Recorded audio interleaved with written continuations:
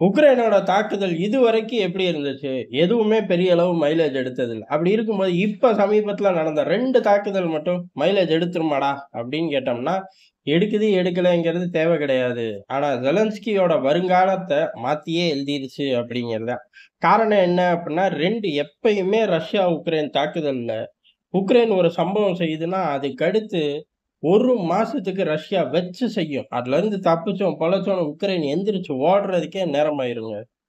ஆனா இந்த தடவ அப்படி கிடையாது.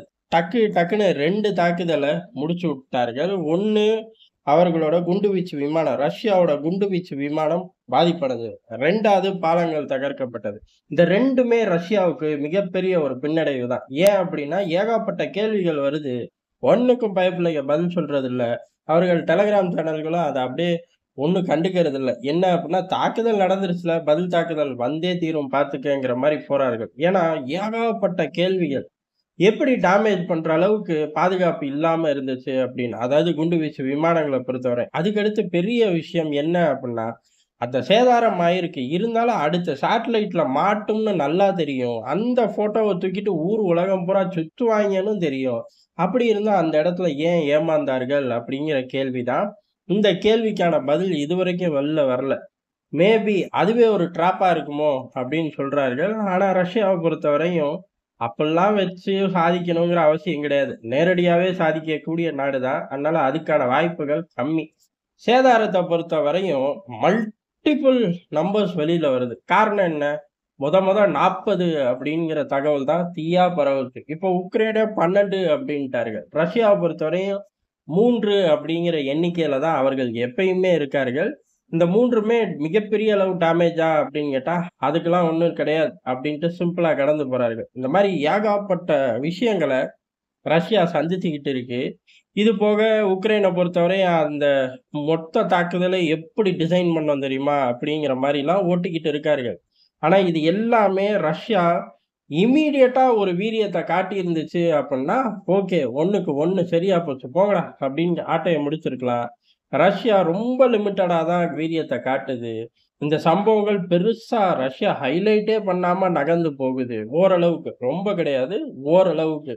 அப்ப எத குறிக்குது அப்டின்னா, கட்டாயம் பிரகுதன் மாரி ஜெலன்ஸ்கிக்கும் ஏதோ ஒரு சம்பவம் இருக்கு அப்படிங்கிறதான். சரி அது நடக்கும்போது பார்த்துக்கலாம். நேத்தே விரிவா பார்த்துட்டோம். ஆனா, இன்னைக்கு ரஷ்யா குடுக்கக்கூடிய தகவல் அப்படிங்கிறது, இங்க பாரு இஸ்தான்புல்ல உட்கார்ந்து கிளி கிளின்னு கிழிச்சாப்ல உடனேலாம் கிழிச்சிட முடியாது. பேச்சுவார்த்தை அப்படிங்கிறது போத்தான் போது. இம்மீடியட்டா ஒரு ரிசல்ட் கிடையாது. அதுவும் ட்ரம்ப் கூட இனிமேல் புட்டின் பேசணும் அப்டின்னா, இந்த பேச்சுவார்த்தையில சாலிடான ஒரு விவகாரம். எந்த அளவுக்கு? ஒட்டுமொத்தமா டிராஃப்ட்ட தாண்டி ஒரு பேப்பர் 2 பக்கம் பார்த்து ஃபைனலைஸ் ஆயிருக்கணும். அப்ப மட்டும் தான் அந்த கையெழுத்து போடுறதுக்கு முந்தின நாள், இல்ல முந்தின 1 மணி நேரம். அந்த மாரி ஒரு காலகட்டங்கள்ல தான் பேச்சுவார்த்தை, அதாவது ட்ரம்ப், புட்டின் பேச்சுவார்த்தை அப்படிங்கிறது நல்லா இருக்கும். பாசிபிள். அது போக இத நோக்கி பேச்சுவார்த்தை நகர்ந்தா மட்டும் தான். இத நோக்கி நகருது, நகரல. இங்க எதுவுமே நிக்காது அப்படின்ட்டாய்ங்க. காரணம் இந்த வடிவம் ஒண்ணு தான். இந்த வடிவத்த இம்மீடியட்டா கொண்டு வந்தா, இம்மீடியட்டா பேச்சு. இம்மீடியட்டா கொண்டு வராம வச்சுக்கிட்டே இருந்தாலும் இருந்துக்க. இந்த பக்கம் நாங்க அடிக்கிறத அடிச்சே தீருவோம். காரணம், எவ்வளவு தூரம் இங்க தாக்குதல் நடக்குதோ, அதுக்கு கொஞ்சமும் குறையாம அங்க தாக்கி உக்ரைனுக்குள்ள தாக்குவோம் அப்படின்னு சொல்லி ரொம்ப ஆக்ரோஷமா கிரெம்ளின் அறிவிச்சிருக்கு. கிரெம்ளினோட இந்த அறிவிப்ப தொடர்ந்து அமெரிக்கா என்ன செய்ய போகுது அப்படிங்கிறது தான் இங்க ரொம்ப முக்கியமான விஷயம். காரணம், அமெரிக்காவோட டார்கெட் அப்படிங்கிறது இம்மீடியட். ட்ரம்ப்போட டார்கெட் 24 மணி நேரத்துல முடிக்கிறேன் அப்படின்னாரு. திருப்பி கேள்வி கேட்டப்ப கூட, "டேய் இன்னும் 24 மணி நேரம் முடியும். நேரம் இருக்குடா. பதறாதடா. அண்ணன் முடிச்சே தீருவேன்னாரு." அதுக்கப்புறம் அவரே டென்ஷன் ஆயிட்டாரு. மே இறுதி வாரம், ஜூன் முதல் வாரம் அப்படின்னு சொல்லி கொஞ்சம் மூச்சு வாங்க டைம் வாங்கிட்டு, ஈரான், சவுதி அந்த மாரி இடங்களுக்கு போய் மிரட்டிக்கிட்டு, கலெக்ஷன் கட்டிக்கிட்டுன்னு ஒரே ராஜா மாரி துள்ளி குதிச்சுக்கிட்டு இருந்தாரு. இந்த பிரச்சனைய விட்டுட்டாய்ங்க. நம்ம சவுதி போய் அள்ளிட்டு வந்துட்டோம். இங்க பாரு லட்சக்கணக்குல கொண்டு வந்து கொட்டுறேன் பாரு அப்டின்னாரு.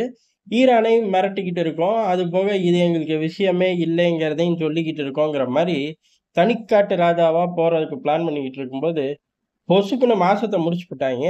பாவி பயலுக 30, 31 நாள் தான் வைப்பாய்ங்களோ! அப்பவே பிளான் பண்ணி கூட்டியிருக்கலாம் அப்படின்னு ட்ரம்ப் நெனச்சிருப்பாரு. சரி பரவால்ல பார்த்துக்கலாம். நம்ம தான் அடுத்த 1 வாரம் வரையும் சொல்லியிருக்கோமே அப்படின்னா, அந்த வாரமும் முடியப் போகுது தலைவா அப்படின்னு பின்னாடி ரூபியோ தட்டி சொல்லியிருப்பாரு. நீ பார்த்தியான்னு கேட்கக்கூடாது. கட்டாயம் சொல்லியிருப்பாரு. அப்படி சொல்றத ஒரு காதுலயும், ஏலே பேச்சுவார்த்தையெல்லாம் நடந்துகிட்டு தான் இருக்கும். ஆனா, அவ்வளவு சீக்கிரம்லாம் முடிவு வராது. அப்படி முடிவு வராத திசையில உட்கார்ந்துகிட்டு, "உன்கிட்ட நான் பேச மாட்டேன்" அப்படின்னு சொல்லி, ரஷ்யா இந்த பக்கம் தகவல வந்து சொல்லுது. இப்ப ட்ரம்போட மனநிலை எப்படி இருக்கும்? ஆக்ரோஷத்தோட உச்சத்த யார் மேல காட்டப் போறார்? ரஷ்யா மீதா? இல்ல உக்ரைன் மீதா? இல்ல 2 பேரையும் விட்டுட்டு வேற யாரும் சிக்குறாய்ங்களா? அப்படிங்கிறதும் இருக்கு. ஏன்னா, அண்ணன் அமெரிக்காங்கிறனால உலகம் பூரா ஆப்பரேட் பண்றார்கள். ஈரான் மேல காட்டலாம். இல்ல புது பிளேயர்கள் மேல காட்டலாம். இல்ல ஆப்பிள கூப்பிட்டா அவன்கிட்ட தயாரிக்காத, இவன்கிட்ட தயாரிக்காத அப்படின்னு மல்லு கட்டலாம். என்ன வேணாலும் செய்யலாம். அந்த என்ன வேணாலும் செய்யலாம் அப்படிங்கிறது ஏதோ ஒண்ணு செஞ்சு தான் தீரணும். காரணம் என்ன? விடியப்போது விடிஞ்சிருச்சு அமெரிக்காலன்னு எடுத்துக்கலாம். அமெரிக்கால விடிஞ்சாலும் விடியாட்டியும் வெள்ளை மாளிகை பிஸியா தான் இருக்கும். அவனுங்க லைட்டே எப்பயும் ஆஃப் பண்ண மாட்டாய்ங்க தெரியுமா? எந்த காலத்துலயும் லைட் ஆஃப் பண்ண மாட்டாய்ங்களாமா. ஜன்னல் தொறக்க மாட்டாய்ங்க, லைட் ஆஃப் பண்ண மாட்டாய்ங்க. எழுதப்படாத தியரி. பாதுகாப்பு ஏற்பாடும்பாய்ங்க கேட்டா. நம்ம கேட்க போறதும் கிடையாது. இப்படிப்பட்ட சூழ்நிலையில அடுத்த கட்ட நேரங்கள் அப்படிங்கிறது ரொம்ப குரூஷியலான ஒரு விஷயம். என்ன வேணாலும் நடக்கலாம். நடக்கும்போது நம்மளும் இங்க விரிவா பார்ப்போம்.